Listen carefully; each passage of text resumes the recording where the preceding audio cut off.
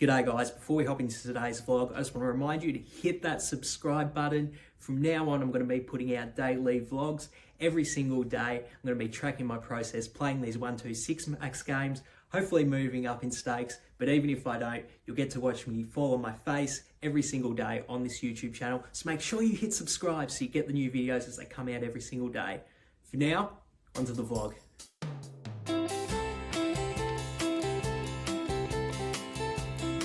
G'day guys, welcome back to the vlog. It's currently 5:20 AM. Feel about the same as I always do around this time of morning. So I'm not going to sit here and whinge. I'm going to cook some brekkie and then we'll get into the poker. Okay, so it's about 6 AM right now.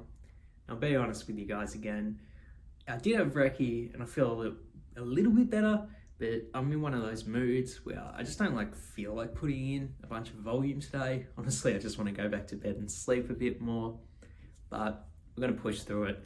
We're going to get these hands in anyway. I just didn't want to be fake with you guys. I just wanted to acknowledge, I'm a person too. As much as I love poker, sometimes I just don't quite feel like putting in that much volume, but that's not a good excuse to not put in volume. You got to do it even when you're feeling tired or a little bit lazy. You still got to push through and put in volume. So it's going to be the goal for today, to get the 1,500 hands. Hopefully I play my A-grade poker, but I'm more so concerned on just focusing on the over-aggression. I'm just going to try and play a bit more passive, a bit more nitty. Well, not necessarily more passive, but definitely more nitty, more tight and aggressive than I have been in previous sessions where I start to fatigue and tilt a bit. So that's the goal for today's session. Let's get into it and get these 1,500.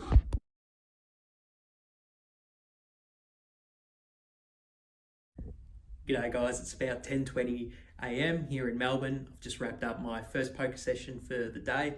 Ended up getting in about 3 hours and 50 minutes of poker for a total of 930 hands. And I'm very happy to say I ended up winning 424 on the session, which I'm pretty sure is the biggest score we've had so far since I've started doing the online vlogs. So obviously happy with that. But the thing I'm even more stoked about is my gameplay grade for this session. I'm going to give myself an A+ for the session.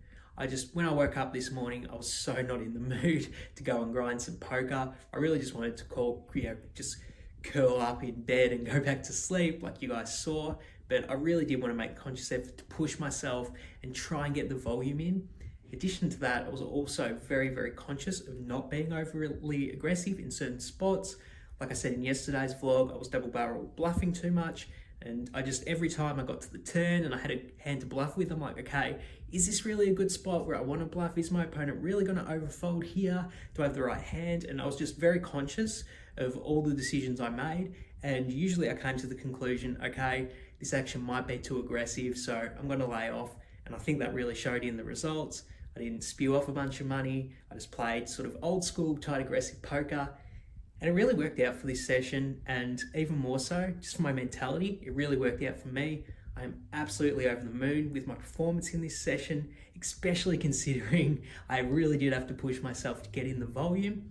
So the plan now is to take a break. I'm going to come back into it in the afternoon. I don't really expect to play as well this afternoon, but if I did, that would be phenomenal. In fact, if I played every single poker session like I did this morning, I will be a very, very successful poker player moving forward. So yeah, I'm just so over the moon with this session. I'm going to take a break now, but I'll see you guys in the afternoon. Hey there, so it's about 3 PM now. I'm about to start my second session. Did have a bit of a long break between the first and the second session. We're about to get back into it. Still not feeling quite 100% myself, but like we did this morning, we're going to push through. We're going to try and get these hands out, and also trying to focus on dialing back the aggression again. Clearly worked for us this morning, so we're going to hop back into doing the same thing this afternoon. So no more time to waste. Let's get into it.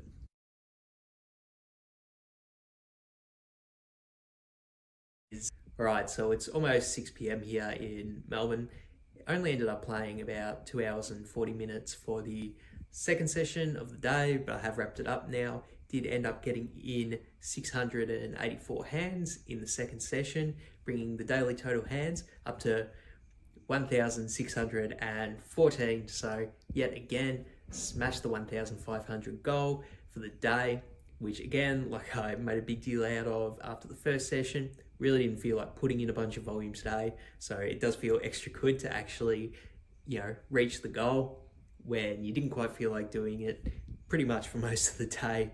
Right now, still feeling a bit tired and whatnot, but there is some good news. Ended up making 111 on the second session of the day.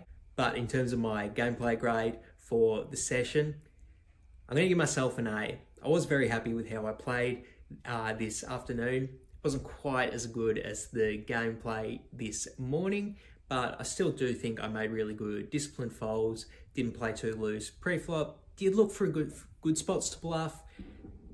The reason I'm not giving myself A+ is because I think I did overdo it in certain spots.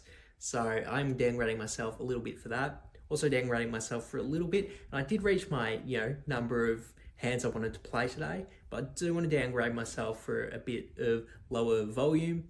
Only got in 2.5 hours in the afternoon session. So usually I like to play a bit longer than that to get even more volume in, but not going to downgrade myself too much when I do feel like I did play very well in the second session. I think A feels just about right.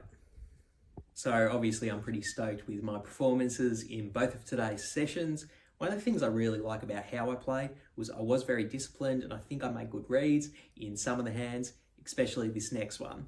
So we're playing 1-2-6 max, as I have been in all of these games, and then I am in the hijack with my favourite hand in all of poker, pocket aces. I go ahead and raise it up to 4, and then I get a call from an unknown small blind and an unknown big blind. So we go 3 ways to a flop. To bang a flop, it is king, king, king. So we flop the nut full house here, obviously love and life here. The small blind goes ahead and checks, big blind goes ahead and checks. The action's on me. Obviously want to bet my nut full house for value here. I decide to size down and bet 5. I think that's a fine option. Obviously, it's an efficient bet if I'm looking to mix in some bluffs with like a Jack-10 or a Queen-Jack type hand. I think betting small and getting folds with those hands when you use a small size is good. So it's good for balance to bet small, but I think there is a good argument to betting large, like maybe even something like 12 to just try and maximize value when both of these opponents have a bunch of hands that are going to call no matter how big you bet. So like the pocket 7s, pocket 8s, pocket 9s type hands that both opponents have in their range. I think I can get more value by betting bigger. I'm not necessarily saying that I made a mistake by betting small. It's just two different approaches, and I think both of them have a lot of merit. Regardless, I decide to bet down. I bet 5, and the small blind calls, and then the big blind folds. So we go heads up to a turn. And the turn is the 4 of hearts, putting out a backdoor flush. Small blind goes ahead and checks it over to me. And I think in this spot, betting small, not really a good option. I think I want to bet big here. When the small blind calls, I think it's very likely they have those hands like pocket 6s, pocket 7s, etc. And I think I can get a lot of value by betting big here, particularly on this turn where a 4 is an undercard to a lot of those hands. They're probably going to not be scared off by a bigger bet. So I go ahead and bet 23, and then the small blind calls. So it still heads up to the river. The river is the 5 of clubs. Small blind checks it over to me. I think I have another interesting spot on the river again, in terms of what size I want to value bet. Obviously going to value bet the nut full house. I ultimately decided to bet 69, which is a slide over bet of the pot. And my logic behind doing this was the same as it was on the turn. I think my opponent's going to call a bigger bet with those pocket 8s, pocket 9s type hands. So I'm just going to try and bet max value by betting bigger. I think this might be a slight mistake. I think I could see my opponent potentially hero folding those hands, but if I bet down to like 45-ish, 40 to 50 type range, I think they're always going to call with those hands. So that just might be a bit more of an efficient bet size. Regardless, I make what is probably only a marginal mistake anyway. Go ahead and bet 69. Then the action's back on the small blind, and he check raises all in for about 180. I'm absolutely hating life here. Like I said, if my opponent did have one of those pocket 8s, pocket 9s type hands, obviously they're not going to check raise those all in for value. When I have the pocket aces, the pocket queens in my range, I could even have a king potentially. So I really don't think my opponent is doing this with a full house.